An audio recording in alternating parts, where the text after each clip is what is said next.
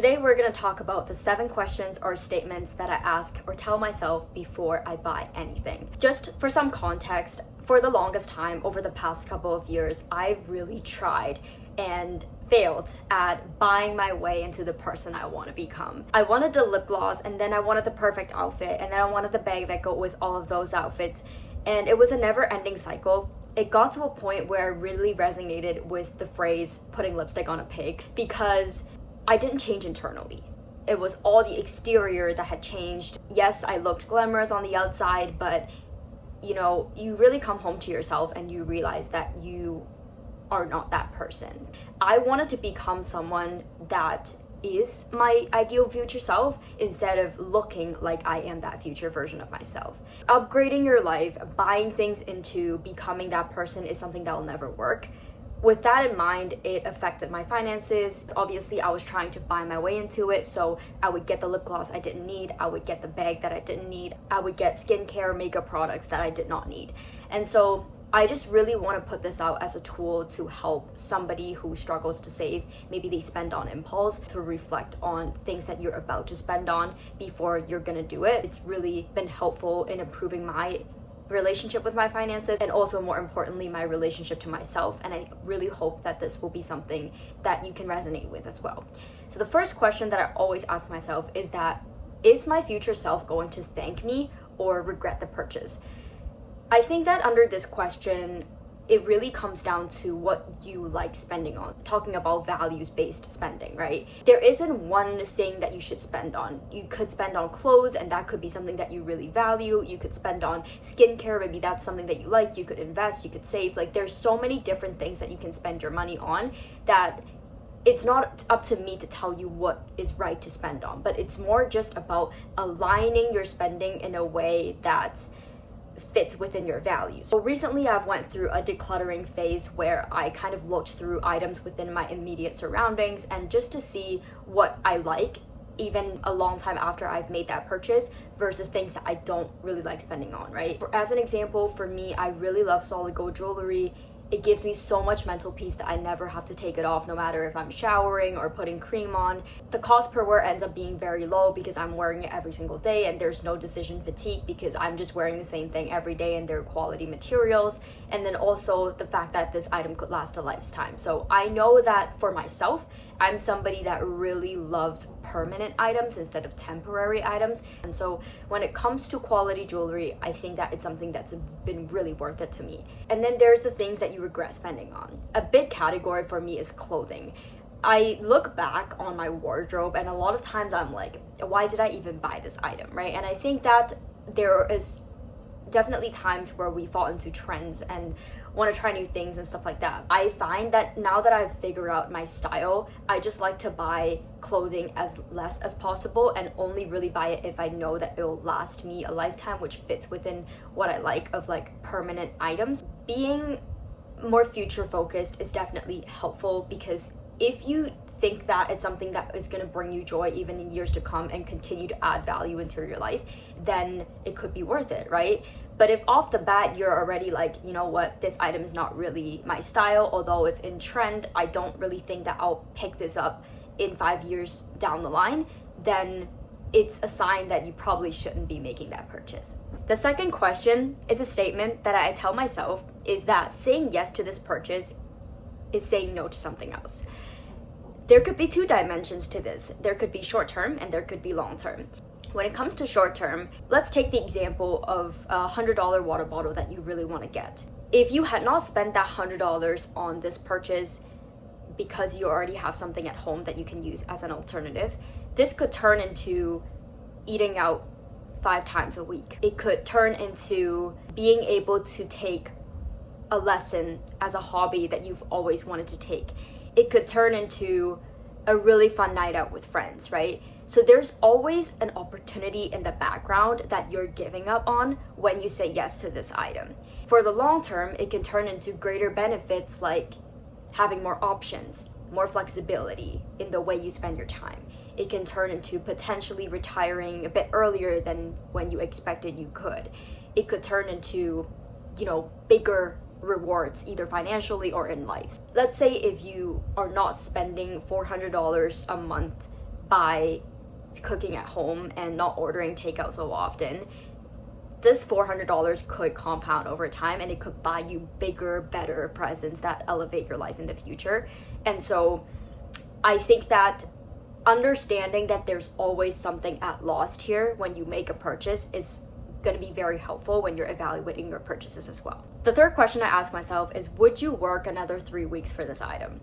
3 weeks you can substitute with any amount of time. But essentially, I got this idea by a book that I really loved reading over the past year called Your Money or Your Life. This book really started to make me think of things in the sense of time instead of money, or just the dollar cost. So the book says that the only thing you can say that is true about money is that it is something that you trade your life energy for. In other words, money is stored time. We only see the cost of an item, but we don't see the hours of work behind them.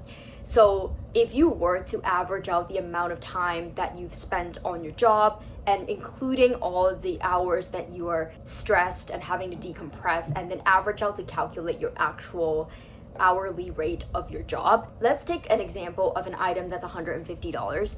Instead of seeing it as something that's $150, it can potentially be, depending on what types of work you do, worth 3 weeks, a month, if not 3 months of your work in order to be able to purchase that thing. If you were to work another 3 weeks just to afford this item, it's not even, including to survive within another 3 weeks. It's literally working 3 weeks just to get this item. Is it worth it? And most of the time it's not. The fourth and the fifth questions are kind of within the same category, but I did put them as two separate points because I think that there is a distinction there. Number 4 is, what internally are you trying to fix with this, right? Are you bored? Are you stressed? Are you anxious about something? Are you trying to escape from doing something that you should be doing? I think that a lot of times we're trying to buy a feeling instead of actually buying the item itself. Buying that thing helps us resolve a feeling, an internal need that we have, right? A lot of times for myself as well, it's procrastination disguised as research. And what I mean by that is that there was a time period where instead of doing the things that actually make my life easier, like studying for an exam, working on something related to work, like I would just go on my computer and look into the things I want to purchase, and I would do research, right? I would look into the materials these items are made out of. I would look at a couple different websites to compare pricing, and it seems like I was being productive. For myself, in that specific instance, it was me trying to escape doing something. It was, I was procrastinating, and I was trying to tell myself that I did something today. I was being efficient, when in reality I did nothing, and I just went on some shopping websites to browse, all in the name of I'm doing research and I'm being good with my money. And the book that I mentioned earlier called Your Money or Your Life really pointed out another point. You can never fix something internally by something external, and this really resonated with me. I think that both this one and the next question really calls you out a little bit. It's a bit uncomfortable, but it really helps you understand why you're trying to make the purchase that you're thinking about. Number 5 is a big one because it ties right back to the point I was trying to make in the beginning of the video, which is, who are you trying to become by making this purchase? Are you trying to buy an identity? We don't really just buy the product, we buy the stories attached to it. So when we see our favorite celebrity wearing this beautiful bikini on this island, we really want the item because we think that this is also going to get us that lifestyle. We see our favorite influencer posting, at this restaurant, and then we wanted to go because we also want to be the type of person that goes to those types of restaurants. And it's like, you can never buy your way into an identity. You have to actually become that person, and then the lifestyle will come to you. That feeling when my external surroundings changed, so I went to nice restaurants, I bought nice things, clothing for myself, but then I still felt like the same person on the inside, really helped me understand that at the end of the day, you are who you are. You either do the internal work or you'll never become the person that you want to be. So I think calling yourself out a little bit when it comes to, are you trying to buy into being the person that you want to be, but you're avoiding doing the work, is a question that will really help you see the reason why you want to buy. As an example, I really wanted like silk lace robes for the longest time. I wanted to get these like pretty pajamas. And after thinking about it, I really realized that like I'm trying to become the effortless, feminine, graceful woman that I really look up to, right? But a lot of those feelings that I'm gonna get, the way to become this woman is to actually do the inner work, read, meditate, reflect on your life, and trying to become a better version of yourself through doing the mind work, right? And it's not to say you can never buy nice things. You absolutely can. I'm a big person for nice things as well, but if you don't want to do the work on the inside, you can never just get there with things that you purchase. The sixth one is a short one, maybe a bit harsh, but essentially it's just asking, do I even want this, or am I just unnecessarily making someone else richer? I think it works particularly well with people who have a bit of a competitive nature. You're ambitious, you want to be the better version of yourself, you want to be at the top, you want to win. And when you kind of put in perspective, your mindless purchases is actually bringing more profits to other people for no reason. It kind of is an effective way to make yourself pause.